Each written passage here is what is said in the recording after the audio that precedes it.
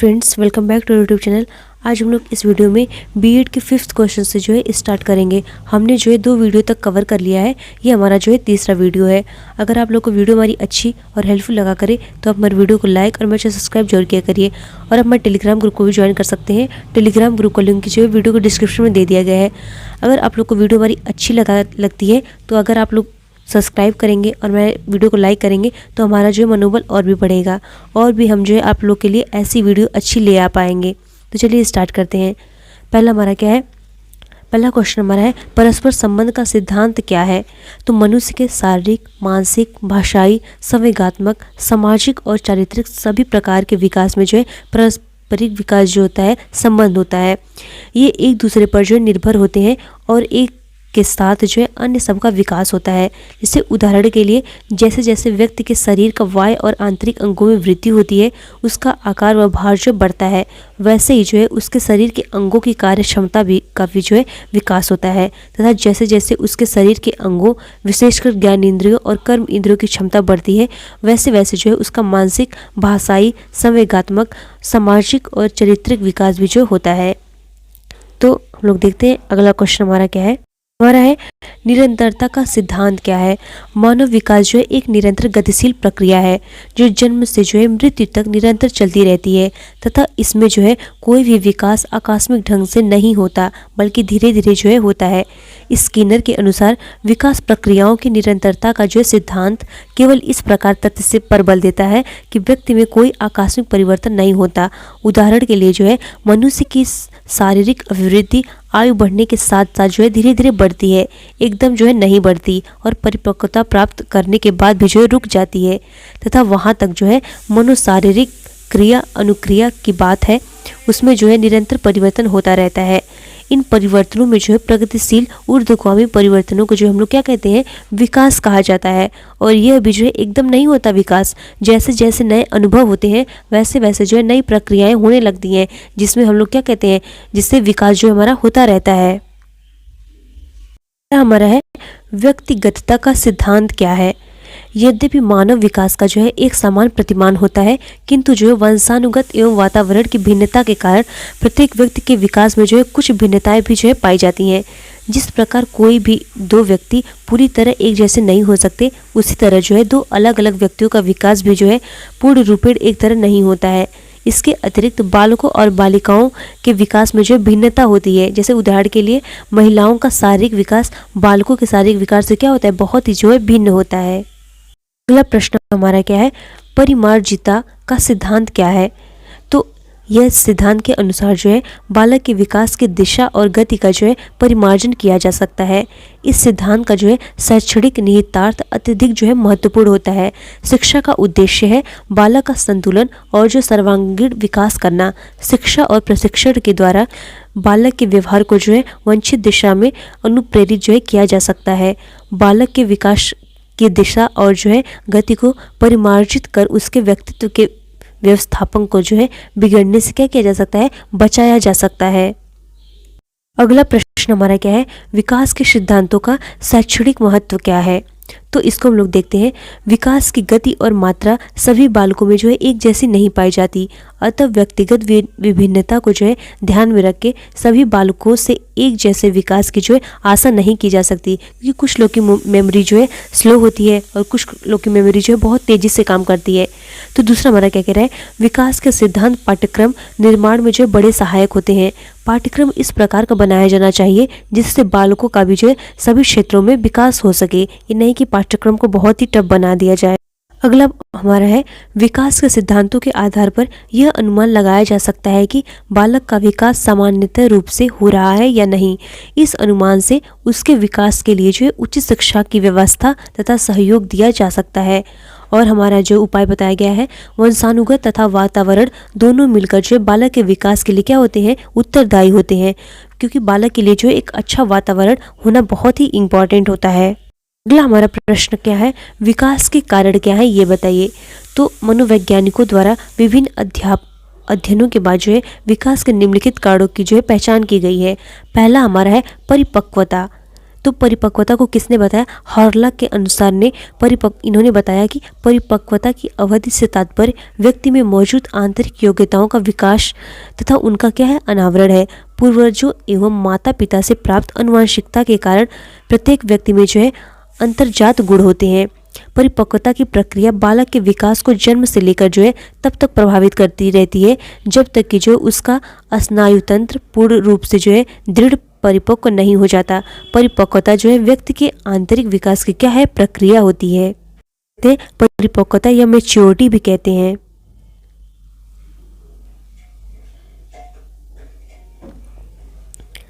हमारा है सीखना। सीखना व्यक्ति के अभ्यास और अनुभव का क्या होता है? संकेत देती है।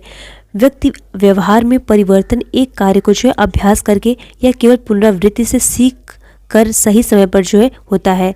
अर्थात एक ऐसा परिवर्तन एक नैसर्गिक चयन, निर्देशन और जो है प्रयोजन मूलक कार्य के प्रशिक्षण से जो है आता है। सीखने की प्रक्रिया जो है निरंतर चलती रहती है। इस कारण ही जो है बालक का विकास की ओर जो है बढ़ता है। क्वेश्चन हमारा क्या है? विकास को प्रभावित करने वाले कारक कौन कौन से हैं? तो विकास को प्रभावित करने वाले कारकों या तत्वों को निम्नलिखित दो श्रेणियों में जो है विभक्त किया गया है। पहला हमारी श्रेणी है अनुवांशिक कारक होता है और दूसरा हमारा होता है वातावरण कारक। तो पहले हम लोग देखते हैं अनुवांशिक कारक क्या है। अनुवांशिक कारकों के अंतर्गत जन्म से प्राप्त शारीरिक संरचना, आकार, प्रकार तथा बुद्धि आदि बालकों के विकास पर जो है महत्वपूर्ण प्रभाव डालते हैं। अनुवांशिक गुणों के संदर्भ में जो है पिटसरन ने कहा है किसी व्यक्ति को माता पिता के माध्यम से उसके पूर्वजों के गुण प्राप्त होते हैं, उसे हम लोग क्या कहते हैं? अनुवांशिक या जेनेटिक्स कहते हैं। अगला हमारा है वातावरण। व्यक्ति के मानसिक विकास पर वातावरण का जो है पर्याप्त प्रभाव देखने को मिलता है। परिवेश का यह प्रभाव जो है बाल्यावस्था से लेकर वृद्धावस्था और जीवन के अंतिम क्षण तक जो है पड़ता रहता है। वातावरण का विकास पर पड़ने वाले प्रभाव के संबंध में एक तथ्य अत्यधिक क्या है? महत्वपूर्ण है। इसमें कहा गया है वातावरण मनुष्य के व्यक्तित्व के विकास में अपना कोई मौलिक योगदान नहीं करता, बल्कि जो गुण और विशेषताएं उसे अनुवांशिक से प्राप्त होती हैं उसका जो पूर्ण विकास करने में जो है यह बहुत ही क्या होता है? सहायक होती हैं। क्वेश्चन हमारा क्या है? शैशवावस्था में विकास। तो शैशवावस्था जो जन्म से होने के उपरांत मानव जीवन की प्रथम अवस्था होती है। शैशवावस्था के जन्म से जो है 5 से 6 वर्ष तक की क्या होती है? अवस्था होती है। इस अवस्था को जो है व्यक्तित्व के विकास की नींव कहा जाता है। अतः इस अवस्था में शिशु के विकास पर जितना ध्यान दिया जाता है उतना ही अच्छा विकास और भावी जीवन होता है। न्यूमैन के अनुसार जो है 5 वर्ष तक की जो है अवस्था शरीर तथा मस्तिष्क के लिए जो है सबसे बड़ी ग्रहणशील होती है। मनोवैज्ञानिक फ्रायड भी जो है शैशवावस्था को निर्माण काल मानते हैं। मनुष्य को जो कुछ बनना होता है वह जो है 5-4 वर्षों में क्या होता है? बन जाता है। अगला क्वेश्चन हमारा है शैशवावस्था की प्रमुख विशेषताएं कौन कौन सी हैं? तो शैशवावस्था के शारीरिक, मानसिक, संवेगात्मक तथा सामाजिक विकास से संबंधित प्रमुख विशेषताएं इस प्रकार हैं। पहला हमारा होता है शारीरिक विकास में तीव्रता, दूसरा हमारा होता है मानसिक क्रियाओं में तीव्रता, तीसरा हमारा होता है सीखने में तीव्रता, कल्पना, दोहराने की प्रवृत्ति, दूसरों पर निर्भरता, अनुकरण द्वारा सीखने की प्रवृत्ति, मूल प्रवृत्तात्मक व्यवहार, संवेगों का प्रदर्शन और जो होता है स्व प्रेम की जो है भावना होना। क्वेश्चन हमारा है शैशवावस्था में शिक्षा का स्वरूप। तो इसको हम लोग को जो है बताना है। शैशवावस्था में जो है शिक्षा के परिक्षेप में जो है निम्नलिखित बातों का निश्चय ही ध्यान रखना चाहिए। पहला हमारा है स्नेहपूर्ण व्यवहार रखना चाहिए, जिज्ञासा की संतुष्टि, वास्तविकता का ज्ञान, व्यक्तिगत जो है स्वतंत्रता की क्या करनी चाहिए? स्वच्छता की शिक्षा और जो है मूल प्रवृत्तियों को जो है प्रोत्साहन देना चाहिए। पालन पोषण, आत्मनिर्भरता का विकास होना चाहिए, सामाजिक भावना का विकास होना चाहिए, आत्मदर्शन के लिए जो है अवसर होना चाहिए। क्वेश्चन नंबर है बाल्यावस्था में विकास। तो मनोवैज्ञानिकों के अनुसार जो है बाल्यावस्था बालक का निर्माण कार्य जो है काल है। इस अवस्था में बालक व्यक्तिगत, सामाजिक और शिक्षा संबंधी जो बहुत सी आदतों, व्यवहारों, रुचियों तथा इच्छाओं के प्रतिरूप का जो है निर्माण कर लेता है।